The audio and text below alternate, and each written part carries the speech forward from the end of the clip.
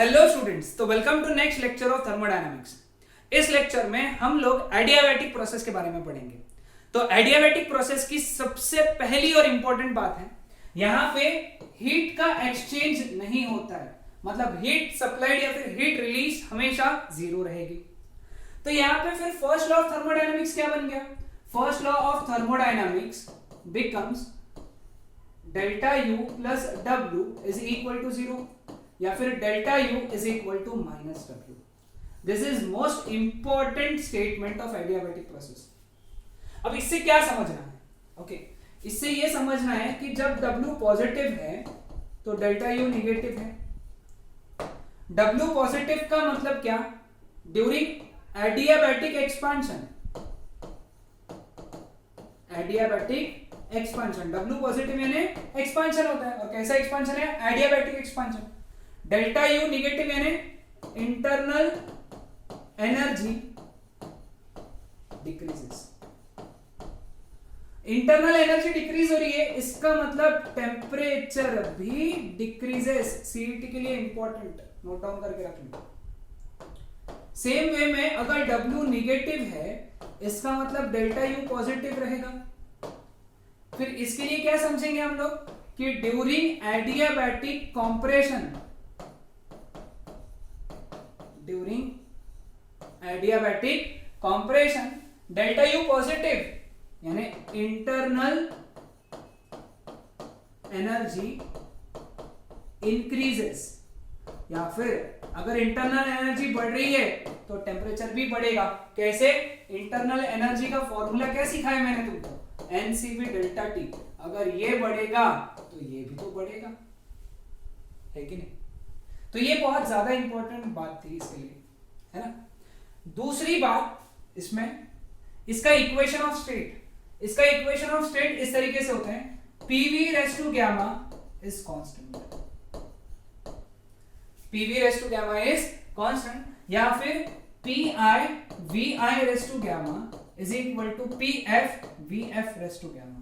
Whole raise to gamma नहीं है, सिर्फ V को है।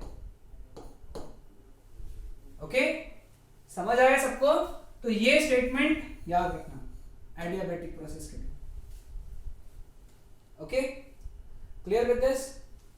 ओके, तो चलो अब इसका पीवी डायग्राम कैसा आएगा? इसका PV diagram, since P is inversely proportional to V raise to gamma, इसका पीवी डायग्राम ये ऐसा आएगा। इसका पीवी डायग्राम ऐसा आएगा। हाँ, सीईटी के लिए याद रखो कि मोनोएटॉमिक गैस अगर है तो गैमा 5/3 यूज करेंगे। डायटोमिक गैस अगर है तो गैमा 7/5 यूज करेंगे, क्योंकि अगर कुछ मेंशन नहीं रहा तो 7/5।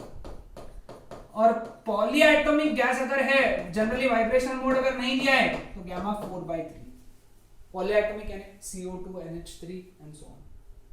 O2 इसके लिए O2, इसके लिए हीलियम, आर्गन, है ना।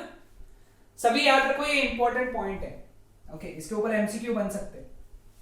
चलो आगे बढ़ते हैं। Work done during adiabatic process. Work done से पहले पिछले इसमें एक पॉइंट रह गया, एक पॉइंट रह गया। हाँ, एक पॉइंट रहेगा, यहां पे एक पॉइंट लिख लो। Adiabatic process are all sudden process. सभी सडन प्रोसेसेस एडियाबैटिक प्रोसेस होते हैं। ऐसा क्यों? सडन प्रोसेस यानी फास्ट प्रोसेस हो गया। अब प्रोसेस में अपने को क्या है कि जो हीट जनरेट होगा उसको बाहर नहीं जाने देना है अपने को। ओके, समझ लो, मैं ये चीज बहुत इंपॉर्टेंट, शांत मन से सुनो, है ना, कि प्रोसेस होते वक्त हीट जनरेट होने वाली है। अब अपने को ये ध्यान रखना है कि ये हीट बाहर नहीं जानी चाहिए, क्योंकि एडियाबैटिक प्रोसेस की खास बात क्या है? हीट बाहर नहीं जाएगी और बाहर की हीट अंदर नहीं आएगी। हम लोग क्या करेंगे? प्रोसेस इतना फास्ट करेंगे, प्रोसेस खत्म कर देंगे, हीट जनरेट हुई, उसको बाहर जाने का मौका ही नहीं मिला।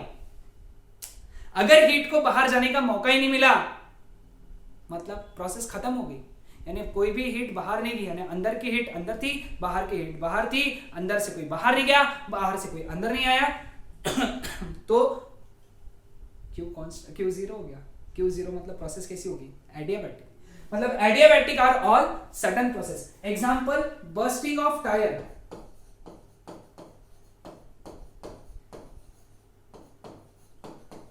या फिर बलून, जो भी स्पेलिंग है यार देख लो बलून का, है ना।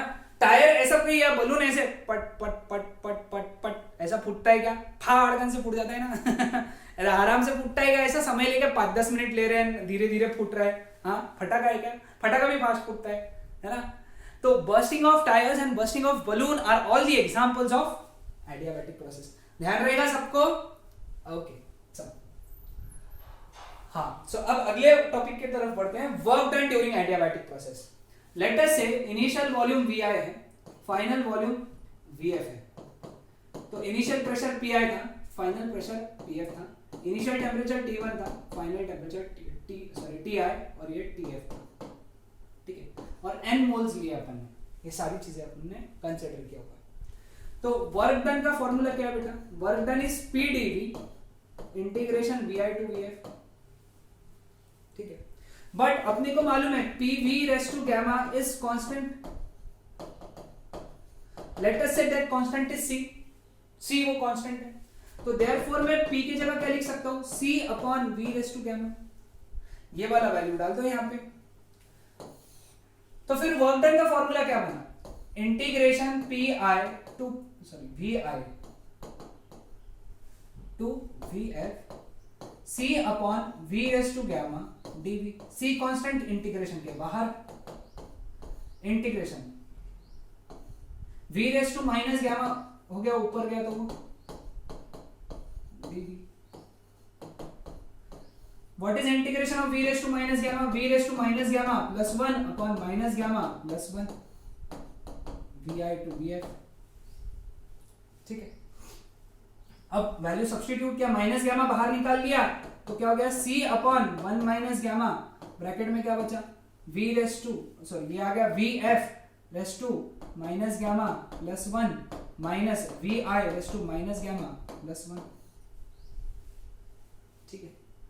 अभी देखो यहाँ पे थोड़ा सा एडजस्टमेंट है, बोर्ड्स में कितने एक स्टेप उड़ा दिया उन्होंने, मैं बताता हूं। देखो V raise to minus gamma plus 1 can be written as V raise to minus gamma into V, है ना, that can be written as V upon V raised to gamma, V upon V raised to gamma। तो वैसे ही हम लोग इसको भी लिखेंगे C upon 1 minus gamma, इसको लिखेंगे VF upon VF raised to gamma minus VI upon VI raised to gamma। C से अंदर मल्टीप्लाई कर देंगे, मल्टीप्लाई कर दिया। ओके, मैं बहुत डिटेल में सारे स्टेप्स लिख रहा हूँ, बोर्ड्स के बुक में डायरेक्ट इतने डिटेल में नहीं दिए, तुमको पता होना चाहिए कौन सा स्टेप कैसा आया, तो तुम भी साथ ही साथ लिखते चलो, इसके मार्क्स नहीं कटेंगे बोर्ड्स में। तो 1 अपॉन 1 माइनस गैमा ब्रैकेट में CVF upon VF raise to gamma minus CVI upon VI raise to gamma, ये ठीक है। अब यहां से हम लोग ये स्टेटमेंट देख रहे हो, इससे क्या लिख सकते हैं हम लोग? PI VI raise to gamma PF VF raise to gamma is equal to C, है ना, ऐसा लिख सकते हैं हम लोग। तो हम लोग VI रेस टू गैमा की जगह क्या लिख सकते हैं? VI raise to gamma C by PI, तो 1 अपॉन 1 माइनस गैमा, तो C upon VF upon VF raise to gamma is C upon PF minus C VI। VI raise to gamma की जगह क्या लिख सकते हैं? VI raise to gamma C upon PI, C cut हो गया, C cut हो गया, ये ऊपर चला गया, तो W is equal to 1 upon 1 minus gamma PF VF minus PI VI। This is first and most important formula, पहला formula PF VF minus PI VI, okay. या फिर इसको अगर उल्टा किया, कुछ बुक्स में गैमा माइनस 1 दिखेगा तुमको, तो 1 अपॉन गैमा माइनस 1 दिखा, तो it is PI VI minus PF VF, क्योंकि गैमा का वैल्यू 1 से ज्यादा होता है ना, इसलिए उसको पहले लिख देंगे, ठीक है। यहां तक ध्यान में आया? अब इसका दूसरा फॉर्म सीईटी के लिए इंपॉर्टेंट, याद रखो, दूसरा फॉर्म इसका PI VI is can be written as PI VI is equal to NRTI, PF VF can be written as NRTF। Substitute किया तो work done can be written as 1 upon gamma minus 1, NR common निकला, bracket में बचा TI minus TF। TI, हाँ TI आएगा सबसे पहले, TI, क्योंकि PI VI सब पहले है ना। तो ये एक और फॉर्मूला याद रखना वर्क डन का। Okay, clear with this? ये 3 फॉर्मूले या फिर ये एटलीस्ट ये वाला और ये वाला तो बहुत ज्यादा इंपॉर्टेंट है, वो याद रखना। Okay, clear with this? Okay, now अगला जो पॉइंट बता रहा हूं वो सिर्फ सीईटी के लिए इंपॉर्टेंट है, बोर्ड्स में भी पूछे जा सकते हैं। बोर्ड्स में एक क्वेश्चन है, relation between P and T in adiabatic process. अब एडियाबैटिक प्रोसेस में हमको मालूम है P V raise to gamma is constant, but PV is equal to NRT होता है ना। तो अपने को P और T में रिलेशन निकालना है, तो V का वैल्यू कितना बन गया ऐसे, NRT बाई P।